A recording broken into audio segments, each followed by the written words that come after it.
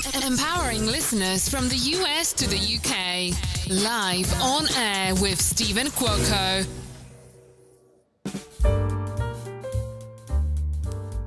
It's a beautiful, beautiful, exciting day. And I would like to say that no matter what is happening in your life, as long as you're still able to breathe, move, create, elevate, and inspire, there is always a purpose for you in life and how you can be an instrument of someone that's filled with passion and inspiration.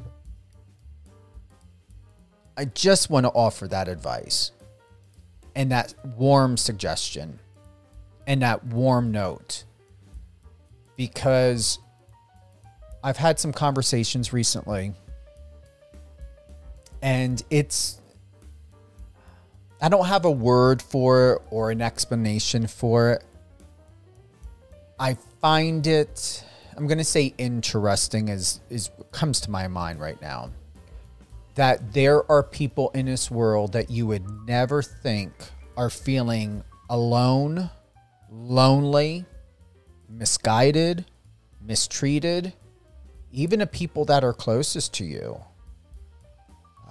There is a huge disconnection and separation of relationships going on, whether it's with self or with someone that's close to you.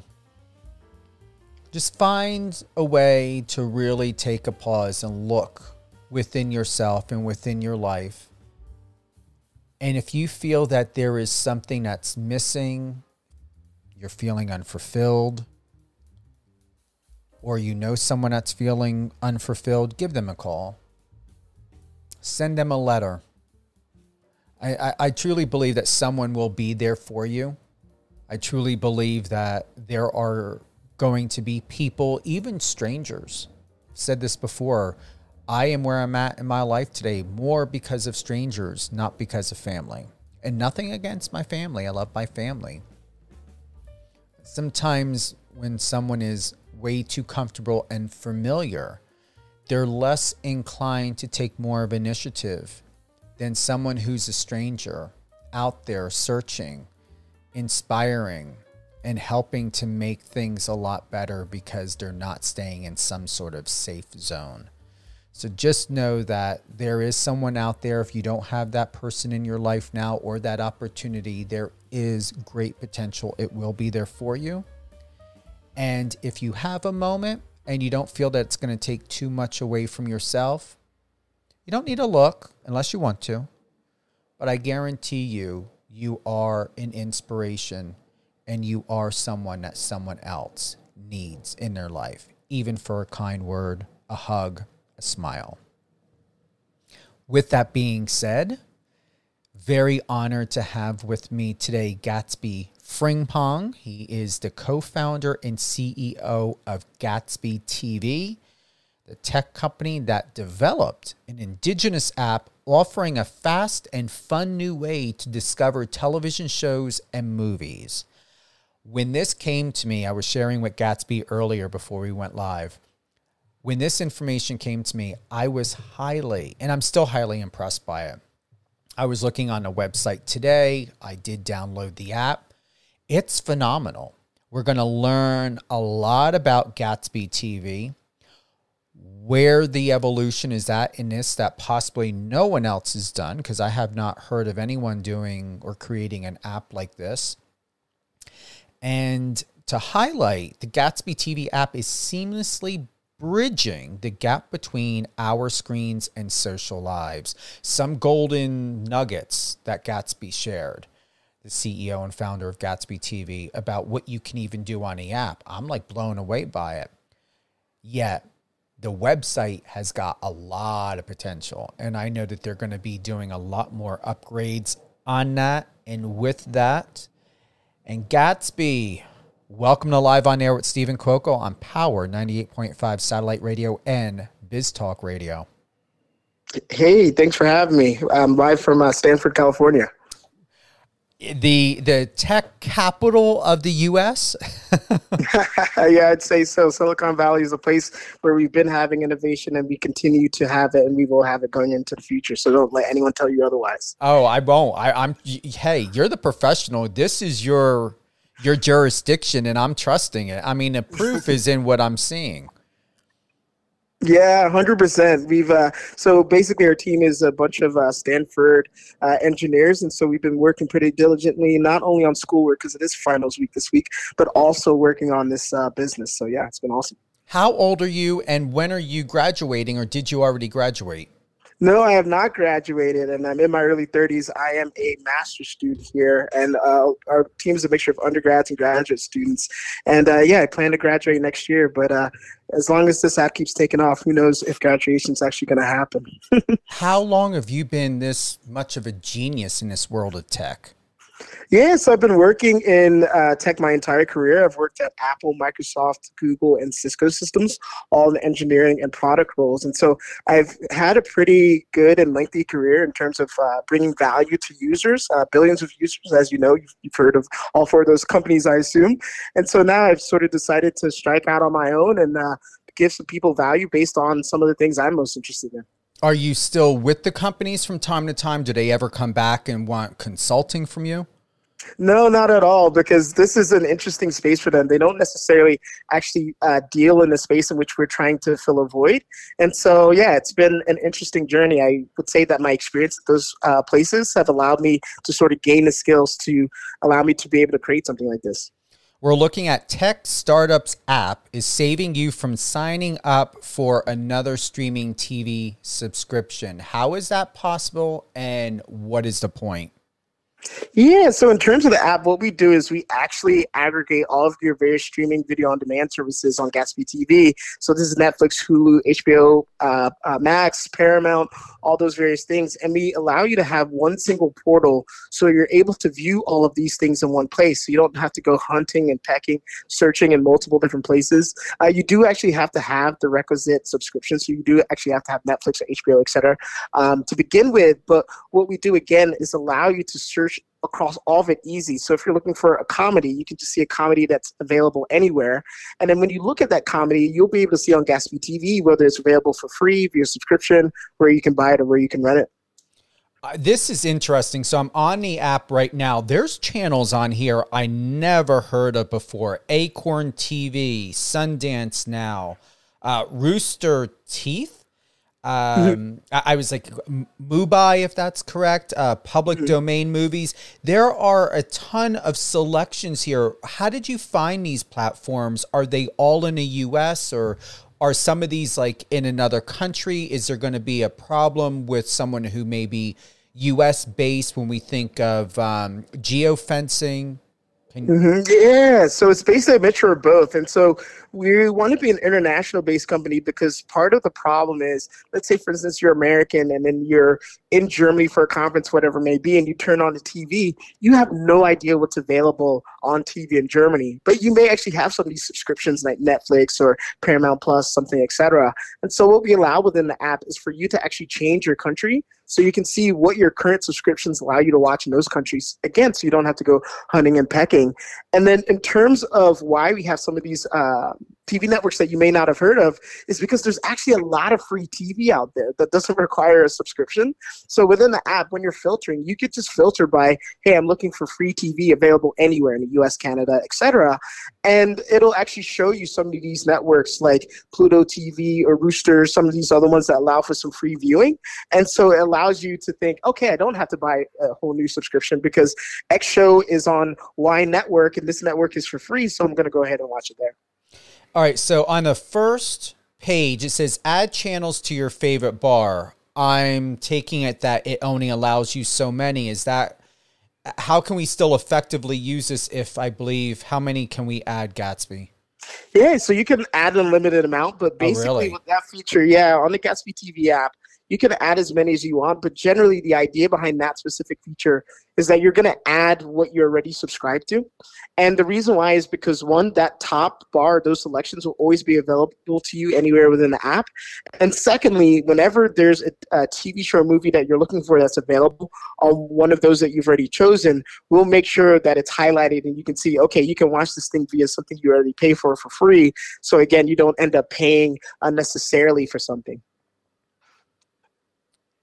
Okay, it's telling me I need to choose at least one more. Yeah, you got to choose 3. 3. I've got 1, 2, 3, 4, 5, 6, 7. Now it would have to be 8. Ah, okay. Yeah. What do I want to use? Hey, I got to go with this, go through this with you, Yeah, no problem at all. Sling TV, that's free, isn't it? Yeah, I believe they do have a free version. They also have paid versions. Do they?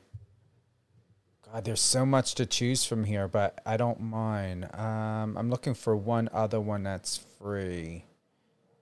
But do you have to have it, like say if it's Bravo, do you have to have a subscription to Bravo or certain ones here, or can it just give you the suggestion if you want to take a look at it?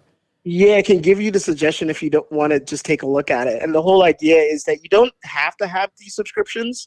And part of it, too, is actually discovery, because after a while, if you start searching for thing after thing after thing, and you're like, man, it's always on Bravo, but I don't have a Bravo subscription, then it allows you to think a little more about what you're actually buying, and then maybe subscribe to Bravo. And within the app, it's sort of, in the settings, but we'll actually show you overall how much you're paying per month for each subscription, and also the yearly amount, so you can keep track of everything that you're buying, because that's also another thing, right? Like I get these things on my American Express account. They just send me, oh, you've been charged $15.99 for this and $10.99 for that. And after a while, I'm like, man, I don't even know what I'm paying for, because it's just telling you the price a lot of times. It's saying like maybe it's just charged to Apple.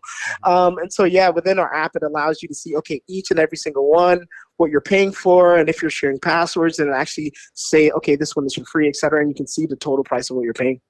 So to the ad watch list, you can start out, it wants you to add at least one, but you can always add more to that later, right? Yeah, exactly. And that's one of the primary features our users use, because what's going on there is it's one of those things. Let's say you're at brunch or you're eating dinner, or maybe you're texting a friend. People talk about shows all the time.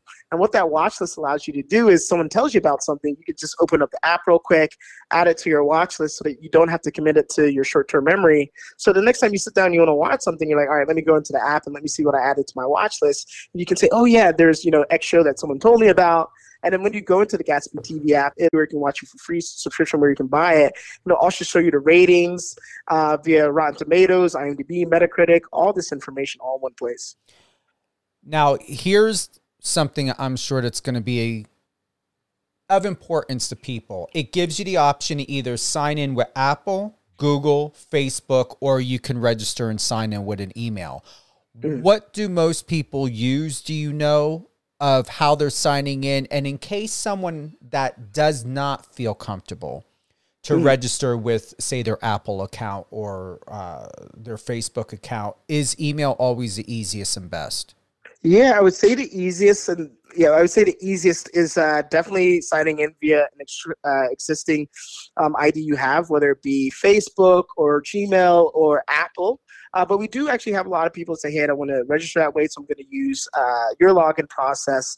And I would say the most popular, by far it seems, is the Apple ID login. And I think partially because maybe for some people, Facebook, it's maybe not as popular, or maybe they're worried about privacy reasons in terms of Facebook. And I do know that at its core, privacy is a really big deal to Apple. And I think a lot of people are buying into that, and so they use that ID. They rather use Apple ID. All right, so now it's giving an option to either share my email or hide my email. I have not seen that before. Explain that.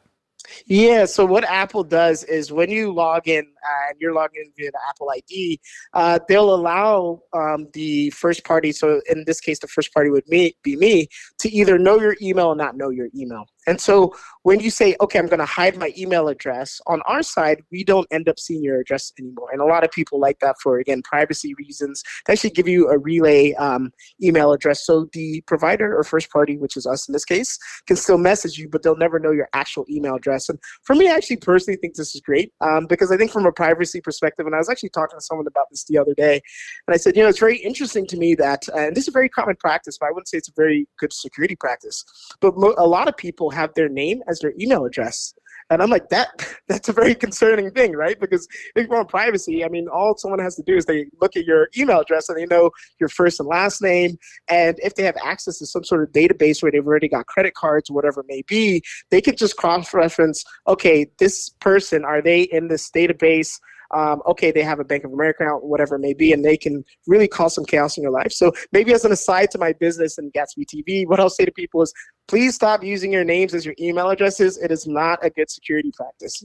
That is a great tip. I've never been told that before. I haven't done it, Gatsby, but I don't know of anybody else who does it, but they could be thinking, oh, that's a smart way to do something, but I'm going to trust someone of your expertise that knows tech in this because you work in it and you're educated by it. Yeah, exactly. And if you have a unique name like Gatsby from Pong, it's very easy to find that person on the internet once you have their email address. So yeah, again, I would caution against using your names, even if your name is something really popular like Chris Jones or something. It's just not a good practice. I'm officially in here. All right. So I've got my photo up. It says Stephen Cuoco TV. All right. Now, here's the thing. My username, I'm not going to give it out, but I'm just going to say I'm trying to figure out how to safely, because like you said, you never know. Someone is always fishing for information. Well, my name is not any secret, but let's just put it to you this way. Can my username be strategically the way I want it, or is the username of what I'm seeing right now, do I have to stick with that? No, you don't have to stick with it. So when you go to that page that it sounds like you're currently on, which is your profile page, there's a button, a red button at the top that says My Account and Settings. And in there, once you click that button, there should be a field that says username. And if you go in there and you change the username, it'll change your username within our system. So you still have the ability to change your username after the fact. Now, you just said and recommended Gatsby. Once again, we've got Gatsby Frimpong. He is the CEO and founder. He is the co-founder and CEO of Gatsby TV, the tech company that developed an indigenous app offering a fast and fun new way to discover television shows and movies. You recommended on your Apple account or any account, do not have your name. What do you recommend for a username? What are most people putting there? Yeah, so I'd say for a username, I would say in terms of internet's kind of gone through different phases, right? If you're on the internet in the 99s, 2000s, early 2000s, I should say, everything was anonymous. And then this little app called Facebook came out. And I think people sometimes forget one of the innovations that Facebook brought into the world was actually using your real name. Right? So people actually started using their real name, and then people were able to find them, friend them, all these things. And so that was actually a great innovation to some degree. I'm not going to say it was a bad one, but then it leads to other things, right? Where essentially people can find you. They can look at your pictures. They can see where you work, and they know it's you 100%. So I think the world is now kind of going back into this, people can find me. I don't know if I want them to be able to find me. So I want to be more anonymous. And that's why you see with things like TikTok, you don't necessarily use real names in there. And Snapchat, you have ephemeral sort of disappearing messages. This is sort of this wave of going from open, public, and real names to sort of closed, not so public, and anonymous names. And with us, it's not an app in which you need to use your real name because it's all about actually not having a massive social network on our app. This is one of the things that underpins our app. It's about you having a small group of friends and family members that you love sending recommendations to for TV shows and movies, and just creating a social connection within those people so you can go ahead and enjoy content together. So I'm coming up with a different username. Do I need to have spaces? Can I have spaces? No, you cannot have spaces, and I believe you cannot have any special characters. So it can only be letters and numbers. Okay, so I've got it here. I know what my friends and family are going to remember me by. Phone number. Do I add a phone number? You can if you would like to. Yeah. And so essentially that feature, it's more sort of some geolocation stuff so we can know where you are in the world or country so that we could maybe recommend you something specific to you. So for instance, if we see that your area code is, let's say, 202, we know that you're in the Washington, D.C. area. And in the future, once we add sports, we'll be able to say, hey, the Commanders are playing today. Maybe you want to check out the game, see if they're going to lose again, as they always do. And and then outside of that, yeah, just kind of give you like personalized recommendations. So you recommend me put my number in there then? Yeah, okay. You can go ahead and put your number in, yeah. Gender, birthday, I usually dismiss that. I don't need that, right? No, you don't necessarily need that. At the end of the day, a lot of what these sorts of things, whenever apps, I would say just in general are asking this, privacy is a very interesting thing because people get a little weird about it. But I would say if it's at least an American company, your worst case scenario is they're just trying to sell you something, right? So they're just trying to figure out, okay, what's your gender, what's your age, what location are you in? Okay, let's see if we have some offerings that might be of interest to you. So that's all that generally is about when it comes to American firms. Now we have services. I put 1, 2, 3, 4, 5, 6, 7, 8 in here. It's giving me a total price of $20.97. Is that the total price of the ones that are charging, correct? Yes, that should be. So when you click on that, and that says $20.97, you'll see another view is going to pop up. And when you go in there, it'll actually allow you to edit the prices. So if the prices maybe have changed, or again, sometimes, and why we allow people to edit is because a lot of people their passwords, and so maybe they're not actually paying for it. And so we want to give people a pretty accurate view of how much they're paying for each service. So if you see the number is wrong, maybe it's too cheap, maybe it's too expensive, whatever it may be, you can just go ahead and edit the price that you're paying for each service.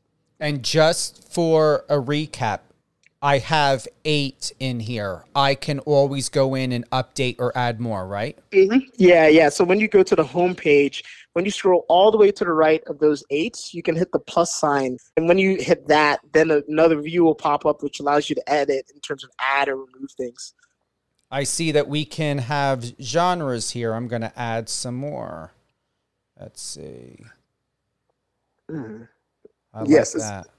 Yeah, exactly. And a lot of this, and again, with the genres, what networks you have. So the big idea with all this is allow your friends and family to send you recommendations. But there is also a piece of it where we can send you recommendations. And like any app, the more we know about you, what subscriptions you have, what genres you like, what you've watched in the past, what you plan to watch, we start to gain an understanding of who you are and what you like. And then we can also send you recommendations. Okay, it's already given me 2 recommendations already. I did pick something for a watch list. I've got the services. And if I have any questions, I do have permission to call you, right? Yeah, I mean, now that you have my personal number, I will say I'm one of these people, my phone is permanently on D&D, so I will most likely not pick up. But if you text me at some point in time, I will see it. And yeah, you can go ahead and ask me questions. Oh, okay. Yeah, don't worry. I won't harass you. I'd rather have you on my show more often than not, you know? Yeah. My mom is the only call that's allowed to get through to D&D, really. So that's another awesome thing about the iPhone in the settings. So I appreciate you giving me and having permission to have it. I mean, that means a lot to me. I see your profile showed up at the bottom of my homepage. Great photo. You look incredible. Yes. Does it matter of the followers and following at all? No, not at all. Really, the idea behind that is actually the thing that we're trying to build, again, is when we talk about TVs and movies, it's a very inherently social thing. Again, people talking at the water cooler at brunch about TVs and movies. So we wanted to make sure to bring that into the experience. But the idea partially for that is whenever you need inspiration for things to watch, then you'll be able to see people that you're connected with, what they've watched. And in terms of the followers and where we're going with that is we imagine, let's say 5-10 years in the future, we'd have influencers and we'd also have famous people on there. And you'd say, hey, I'm thinking about something to watch. Maybe let's see what LeBron James has watched recently, or Michelle Obama, or Donald Trump, whoever it may be, pick your political party. And yeah, you'll be able to see what these people watch too. And I think that really gives you insight into people in and of themselves when you can know what they watch. But with that being said, again, with privacy in mind, if you don't want people to be able to see what you watch, you either don't add it to your watch list or you don't add them as a friend or follower. And that's how we solve that problem. When I want to watch something, I tapped on Avengers Infinity War. It looks as though everything is by an app. So if you have True TV, it's got to be that app. TBS, it's got to be that app. So it's going to be you said it before, I'm just now experiencing this. It's any app that you know you're going to watch, any app that you have a subscription to. It just has to make sense to where this is, I'm feeling this now. I wanted to have this experience with you on the phone. Yeah, no problem at all. It has subscription. It's got the option for rent. It shows you what apps for that. And it has the apps of where you either purchased it or where you can buy it as well. Yes, exactly, 100%. So this kind of helps with the user experience, because in my opinion, basically what's going on is right now, when we've done our research, people are spending about 30 minutes trying to find something to watch on TV. And the reason isn't because we don't have options, right? Most people have far too many subscriptions, or more subscriptions than they even remember paying for. And so really it just kind of comes down to the discovery and search process. And so we're trying to make that simple for people. And then the idea then is, let's say you're on Avengers Infinity War, you go ahead and you click that Disney icon. And if you have Disney on your phone, it'll actually send you to the Disney app, and it'll automatically start playing the TV show or movie. And so you don't actually watch the TV show or movie on our platform. We just act as discovery, and then we ship you out to Disney and we say, have a fun time watching that movie. And then outside of that, what we're actually working on right now is a redesign of our website, because we understand that a lot of people don't watch TV shows and movies on their phones. They watch it on their laptops. So we're redesigning the website to allow for that more easily. And then the second thing is we plan by the end of 2024 to finish our Apple TV app, so that, again, maybe you've added something to your watch list while someone told you something about, a specific show at the office. And then you sit down at the end of the day, you just had dinner, you're with your boo, you're hanging out, and you said, oh yeah, my colleague said that we should watch the show. I just added it to my watch list. You turn on your TV, you go to the Gatsby TV app, voila, the show is there. You click on Avengers Infinity War, you click on Disney Plus, and it immediately starts playing. And that's the idea behind the app. I'm loving it. And then you've got TikToks on here. It's showing your TikToks now. So when I have or add friends, it'll show their TikToks. Yes, 100%. Because a part of the app, too, is this social experience, right? So you can search and you can find things to watch on TV and the like. And then the idea then is that there are a lot of people who love talking about TV shows and movies they watch. So what we've seen is a lot of users will watch a TV show or movie, and then they'll go ahead and create kind of like a small TikTok-like video. Maybe it's 30 seconds, maybe it's a minute, and saying, hey, I just watched Avengers Infinity War, spoiler alert, or hey, this is what I thought about it. And so it gives you that ability to get information from critics or people in your network that you really enjoy hearing from, to hear what they think about TV shows and movies. You've done a great job, Gatsby, on this. I've got to ask, once again, you're the co-founder and CEO of Gatsby TV.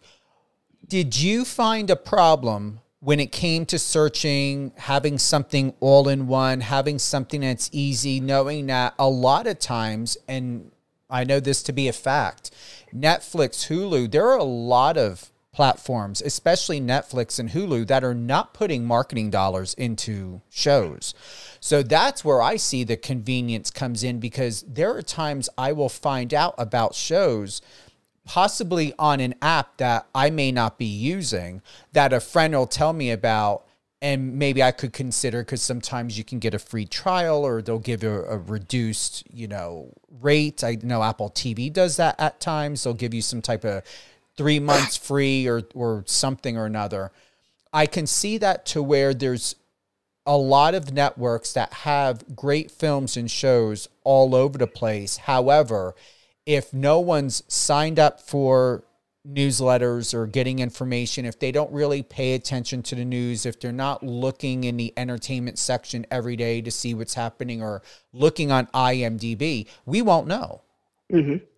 Yeah, 100%. And the thing I was saying, the genesis of the entire project really came from a problem I think a lot of people have, if not millions of people in the United States especially have, is you get home from work, you just had dinner with your boo. And with me, what would happen is I always felt like her and I would kind of have this contentious situation, right? Because we're like, what do we want to watch? I'd say I want to watch something. She says she wants to watch something. We go back and forth. And then we'd end up watching The Office or Friends for the 1,000th time. And so for me, I was like, man, this is so crazy. We have so many different subscriptions. And why are we watching the same thing over and over again? And so that was part of the problem. And then the second problem I had is, let's say we decided to watch something that new. We'd go around trying to find it. Like, okay, maybe it's on this, maybe it's on that. Maybe search Google, maybe search Apple TV. And then we say, okay, it's not available on any of our subscriptions. And we buy it from iTunes or something like that, or Google Play Store. And then we'd watch it. And then I would feel like, a few weeks later, a month later, whatever it may be, I'm on a different subscription. I'm like, wait, hold on. This was available via this other subscription I already have. Why did I rent it from, X place? And part of the problem there, and what we get quite often from people, is they say, oh, I can search for things on Apple TV or Google. And the thing I will say is, no, you cannot. And I think, if anything, with some of the things that have happened in tech more recently about biases and results and whatnot, is I think the thing that people don't know or maybe don't understand about search engines and search is that they are built by humans, which means that they're inherently subjective. So if you're someone like Apple and you are selling things via iTunes, no matter what, you're going to try and push people towards the buy options, right? Even if they're able to watch some of these things for free or via a current subscription. And so what we said is, because of this, that's why people have such a hard time finding things to watch. It's not that it's not available. It's just that Netflix, Apple, Google, you name it, they always try to push you towards a higher margin TV show or movie, not necessarily what you want to watch. And by not creating content, we're able to basically be the Switzerland and say, hey, we're not trying to push you to any specific movie or any specific TV show because we're not making money off of it. We're pushing you to something we actually think you'll like because either a friend has recommended it to you, or you've told us via some of your information you prefer this genre, you have these networks, and then that's it. Couple points here. And what are you going for, Gatsby? Your master's, your MBA? What are you going for? Yeah, so basically right now I'm a dual master's student at both Stanford University in design engineering and then at UC Berkeley in data science. So I'm doing both masters right now. Okay. In here, just to double check, it says Gatsby is a Stanford University graduate and his extensive experience includes engineering jobs at Apple, Microsoft, and Google. That's why I wanted to find out, like, did you graduate and now you're back again, or? Oh, no, I'm still in. Yeah, I'm a current student. Yeah. That's why I'm double checking here, because yes, the information I have here is that you're a graduate. However, which I think it's that definition between graduate student and graduated. It's that D. Okay. Got it. All right. I'm not, either way, you're ahead of your time. And even though you haven't graduated yet, I'm going to honestly say what you're doing and producing, you might as well have already. Yep, exactly. Some bullet points here. Gatsby can provide brilliant insight on a state of streaming networks and looking at where to stream for free without renting or starting a subscription. That's what I took away from this while on the app. Why we are all growing tired of having so many subscriptions each month. It's brilliant that the app shows the potential of what you could be paying. But as you had said, Gatsby, you can go in, you can edit the price, you can bring it to where it needs to be for yourself, especially if you're on a family plan, that's not going to apply. Third, taking a look at the app and ways it can change where we find what to watch. That is brilliant in itself. Fourth, ending the frustration of scrolling through shows to find something you like. How often do we always do that? Because you don't know. And I've been in this industry for over 30 years, and still there are times I don't know of something that's maybe coming out Because a lot of times, especially if there's an NDA or whatever the arrangements may be with the production company or the network, you're not allowed to. You may be given 24, 48, maybe 72 hours. And that's why normally if you don't see it on IMDb first, not saying that you should have to go there for all things new and what's relevant, but a lot of times that's where it goes first. But most media companies don't like that, because then it's like blowing the whistle. And a lot of media companies feel like they don't get a chance to have the option and opportunity to get more involved, because everything goes to IMDb first. Fifth, the issues with user data from Netflix, etc., for suggesting your next series. And fifth, relying on recommendations from real people on the app instead of algorithms.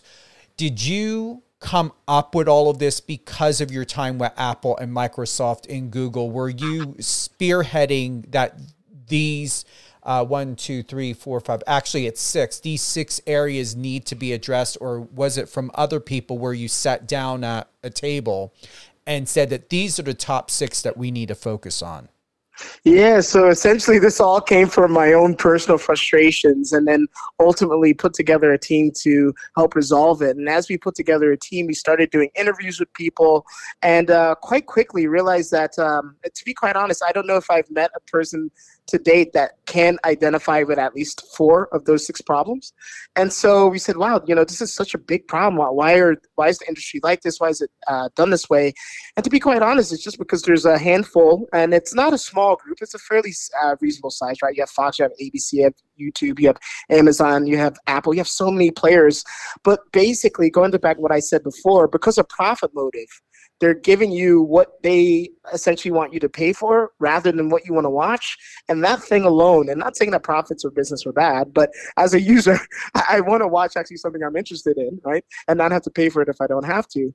And because of essentially profit motive, they're not really serving users in the way they need to be served. And so I said, you know what, I'm going to strike out on my own and build something that ultimately makes users happy. What's next in the generation of Gatsby TV when we think about 2024, 2025? I know you shared with me privately that some things are going to be evolving towards the end of the year. What's next? Yes. Yeah, so essentially what we're doing right now is we're running all around Silicon Valley looking for investors. So if there are any investors listening in right now, we are not funded at all. All of this has been created using our own money. And so we're looking to really scale via investment and get our name out to more people. Secondly, on the technology side, we are revamping our website so that people are able to watch and send recommendations of TV shows and movies to their friends and family members on there. And then lastly, on the technology side, we are building an Apple TV version of the app because, again, we know ultimately people are not watching TV shows and movies on their phone. They're most likely probably going to do it on their TV. And so what we're trying to do is build this cross-platform software so that essentially whether you watch on your phone, whether you watch on your iPad, whether you watch on your laptop, whether you watch on your TV, no matter what it be, we will be there and available for you. Now, if I heard this correctly, Gatsby, are you saying that we will be able to watch programming on your app? Yeah, so essentially, not quite, but to some degree. So what happens is you still do the search, discovery, and recommendations within our app. And then let's say, for instance, you're on an Apple TV version, and again, you have Avengers Infinity War, you found it, and you're like, okay, I want to watch this. I see it's in the Gatsby TV app. As soon as you click it, we actually send you out to Disney Plus because they're the creators of the content, and so you have to watch it on there. But to you as a user, it's all pretty transparent, right? Because you click on Avengers Infinity War and we automatically open it up and start playing it for you. And then you see the Disney logo and all those things. And so it's pretty much the same experience that you get on your TV today, except for the search, discovery, and recommendation process is a lot more seamless. You launched in here beginning with 100, am I reading this correctly? 100,000 users? Yeah, almost 100,000 at this point. And so it's been pretty nice. We at first started to work on it part-time. a little more than a year ago. So it was a few years ago. And again, it was more of a part-time thing, trying to figure out if this would work. And then once we realized that it would work, we said, okay, we're going to spend 100% of our time working on it, start working on it full time. And so, yeah, we've got, like I said, I really, if any, I don't know if I've ever met anyone that doesn't identify with at least 4 of the 6 problems. And so it's been really easy actually to get people to download the app and try it out and actually start searching and adding things to their watch list. So we know we're onto something here, and that's why we started to look at getting investors so we can get it out to more people. Will there ever be a chance that this will be available for PC users? Because right now it's only for Apple and Android. Yeah, so in terms of the website, it would be available for PC users via that. When is that, soon, or is it now? Yeah, so that would be, I would say, by August. So we have a version internally of this that we actually use today. And so it's something that we could actually come out with, and it would be available tomorrow. But I am not going to Stanford for no reason. I am a overachiever and I am a perfectionist. So we're trying to make it the best possible product possible before we release it, so that people have a wonderful time using it when they start using it. Yeah, I love my Apple products. I'm not an Android user. Been there, done that. Great that people love. It's amazing how you've got your Android and you've got your Apple, your iOS, and how there is an advocacy that most people very rarely, unless you have a different mark for this, Gatsby, do not switch. And I'm speaking only for myself. The people I know in my life, those who are iOS, those who are Android, they don't deviate from that. I will say I am a PC user, an advocate PC user. I may down the road get an iMac or a Apple computer. However, I prefer the PC I always have. I believe I always will. I like the operating systems with this. And just knowing that there are a lot of people who, whether using an Android or an iOS, they do have PCs. And some people have multiple, even DJs, they have multiple PCs. And certain computers are designated for certain jobs or work. And then others are designated for personal or so. So your numbers are going to expand once you add in a PC part to this. 100%. I can't wait. What are you most proud of when we think of you accomplishing with this, whether it's the perfectionism or all the above? Have you ever thought, was this something you planned for you to accomplish? Yeah, 100%. For me, I feel as if, and again, maybe this is my own personal ethos, but can't know where you're going unless you actually come up with a plan for where you want to go, right? And so one of the things that I've always wanted to do is be in technology. I always knew that would be a thing. But at the end of the day, I always sort of knew that I wanted to work for myself. And so I don't believe in really creating a business for the sake of it, but I believe in creating a business because you're really passionate about solving some sort of user problem. And so I sort of married it too. I knew I wanted to work on my own, or for myself, I should say. And I knew that I needed to find a passion project. So once I found my passion project, I quit my job at a Fortune 5 company and decided to go and pursue that. And I think that in and of itself, I think a lot of that and a lot of my life is really sort of like the quintessential American story. You know, growing up poor, educating myself, getting university degrees. And then once I, found a soft, cushy, well-paying job, I said that, this is good, but it's not enough for me because I want to be number one. I want to be the best, and I want to find ways in order to sort of scale like my ability to do things. And so I moved out west to Silicon Valley and decided to go to school and basically build a business and hopefully an institution that's bigger than myself and outlast myself. Because this is self-funded, has there been difficulties in accomplishing and completing what you and your team want to do? Or have you found, because of the experience and the brilliance and the knowledge and education, it's made it a lot more time efficient and effective because you're able to do your own work without having to overly outsource? Yeah, so I think maybe one thing, maybe an old adage is like creativity loves constraints. And so one of the constraints that we currently have right now is the money piece of it. We don't have unlimited funds. We only have the funds that are in our bank account. And trust me, those things are dwindling. So what it's allowed us to do is sort of figure out things that we can do to get the most return on our investment. And so this is certain things like, our guerrilla marketing. So trying to figure out things to do via influencers or some of the social media networks. And then also making sure that we are doing our best to serve our user needs, right? Because the app wouldn't be successful unless people are actually going into it. And so unlike, I would say, some of the big companies that don't necessarily have to worry about user needs, because it's crazy to think, but some of these companies are making literally $1 billion a day, no matter what.